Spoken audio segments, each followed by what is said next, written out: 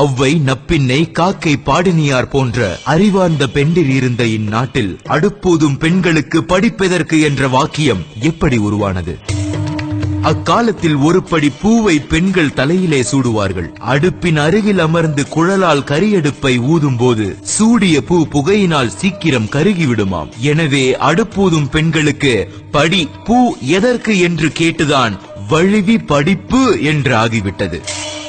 இருப்பதை கொடுத்து இல்லாததை தேடி உழைப்பதை மகிழ்ந்து உண்டு உயர்வை உற்று பார்த்து தவறுகளை தனக்குள் அடக்கி செய்வதை திருந்த செய்தி விடியலை நோக்கி பயணித்து விடிந்ததும் கனவுகளோடு வாழ்க்கையை ஆரம்பிப்பவள் பெண்.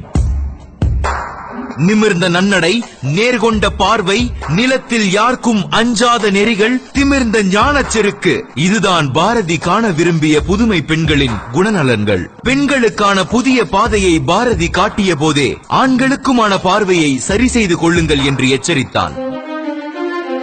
பெண்ணே, அறிவை கொண்டு அச்சம் கொள்ளவை, வெட்கம் கொண்டு விலகிச் செல்லாதே, வீரம் கொண்டு வேர்த்து போகவை, மௌனம் கொண்டு மடங்கி போகாதே, பேச்சை கொண்டு பிரமிக்கவை, அதட்டல் கண்டு அடங்கி போகாதே, ஆற்றல் கொண்டு அதிர்ந்து போகவை, பொறுமை கொண்டு புண்ணாய் போகாதே, திறமை கொண்டு திகைத்து நிற்கவை, பணிவை கொண்டு பயந்து போகாதே, துணிவை கொண்டு துக்கத்தை துவைத்து போடு, மென்மையை கொண்டு மலிந்து போகாதே, தன்மையை கொண்டு தலை சிறந்து வாழ், என்ன செய்ய முடியும் என்று செயலற்று போகாதே, எதையும் செய்ய முடியும் என்று கர்வம் கொள்.